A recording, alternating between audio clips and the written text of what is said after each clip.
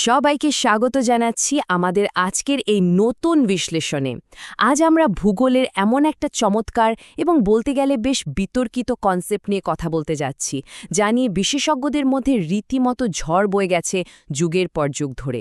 আজ আমরা ডাইভ দেব আঞ্চলিক স্বাতন্ত্র্য বা এরিয়াল ডিফারেন্সিয়েশনের দুনিয়ায়। শুরুতেই একটা খুব বেসিক প্রশ্ন দিয়ে ভাবা যাক। আচ্ছা, পৃথিবীর একটা অঞ্চল অন্য একটা অঞ্চল থেকে ঠিক কিভাবে আলাদা হয়? মানে ধরুন, একটা ধুধু মরুভূমির জীবনযাত্রা কেন একটা ঘন নিরক্ষীয় বনভূমির থেকে একদম পুরো আলাদা? এই যে পার্থক্যগুলো, এগুলোকে আসলে কিভাবে মাপা বা সংজ্ঞায়িত করা যায়? এই প্রশ্নেরই একটা দারুণ উত্তর হল আঞ্চলিক স্বাতন্ত্র্য। সহজ কথায় এটি হলো এমন একটা স্টাডি যেখানে প্রাকৃতিক এবং মানবীয় সব ধরনের ঘটনা কিভাবে একটা নির্দিষ্ট জায়গায় মিলেমিশে একটা একেবারে ইউনিক ল্যান্ডস্কেপ তৈরি করে তা দেখা হয়। যুগ যুগ ধরে ভূগোলবিদরা ঠিক এই লেন্স দিয়েই বিশ্বকে দেখেছেন। তাদের মূল ফোকাসই ছিল একটা নির্দিষ্ট জায়গার এই স্পেশাল বৈশিষ্ট্যগুলোর দিকে। আজকের এই এক্সপ্লেনারে আমাদের আলোচনার রোডম্যাপটা একটু দেখে নেওয়া যাক। আমরা শুরু করব আঞ্চলিক স্বাতন্ত্র্যের সংজ্ঞা দিয়ে, এরপর জানব কোরোলজির ঐতিহাসিক শেকড়, রিচার্ড হার্টসনের তত্ত্ব, বিখ্যাত হার্টসন-শেপর বিতর্ক এবং সবশেষে আঞ্চলিক বনাম প্রণালীবদ্ধ ভূগোলের একটা দারুণ তুলনা।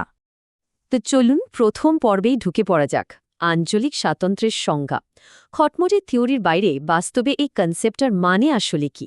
এখানে সবচেয়ে ইন্টারেস্টিং বিষয়টা হলো পৃথিবীর কোনো দুটো জায়গা কিন্তু কখনোই হুবহু এক হতে পারে না। কেন? কারণটা হলো সহপরিবর্তন বা কোভেরিয়েন্স। ব্যাপারটা একটু বুঝিয়ে বলি। ধরুন একটা মরুভূমি অঞ্চলের কথা ভাবছেন। সেখানকার রুক্ষ মাটি, চরম আবহাওয়া আর মানুষদের যাযাবর জীবন, এগুলো কিন্তু আলাদা আলাদা কোনো বিষয় নয়।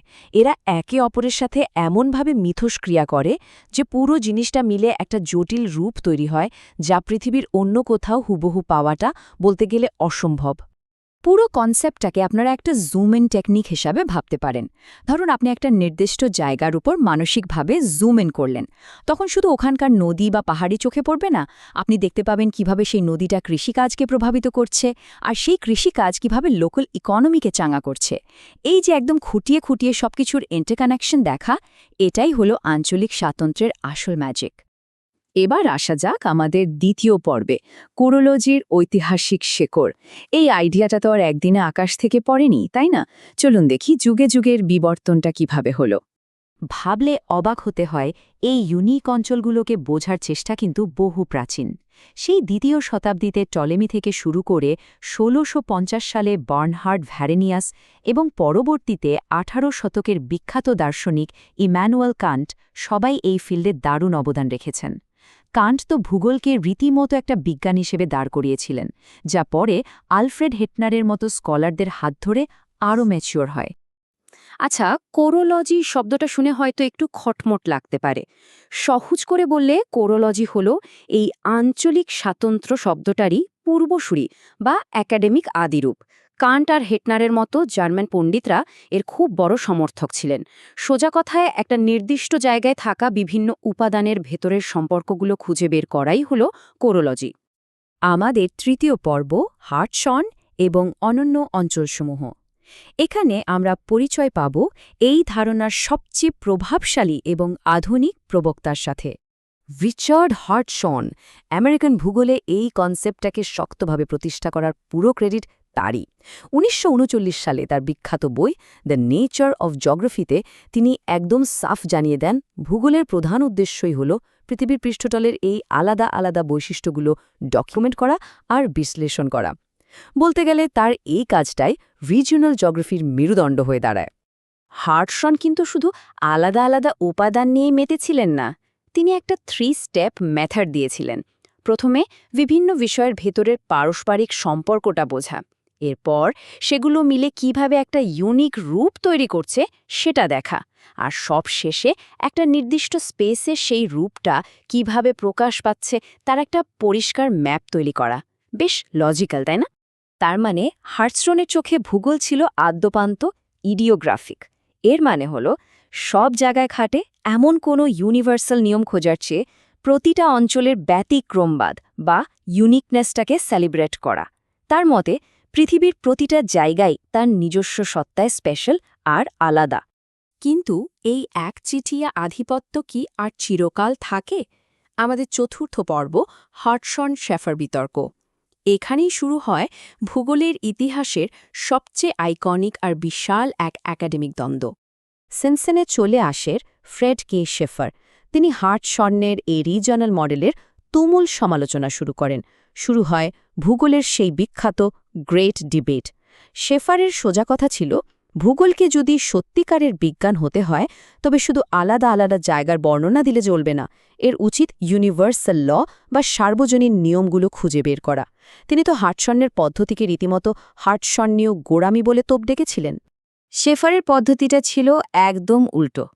তিনি বললেন, জুম আউট করো, অর্থাৎ একটা নির্দিষ্ট জায়গার ছোটখাটো বৈশিষ্ট্যের দিকে তাকিয়ে না থেকে এমন কোনো গ্লোবাল প্যাটার্ন বা নিয়ম খুঁজে বের করো যা দিয়ে পুরো পৃথিবীর মানবীয় বা প্রাকৃতিক সংগঠন কিভাবে গড়ে ওঠে সেটা ব্যাখ্যা করা যায়।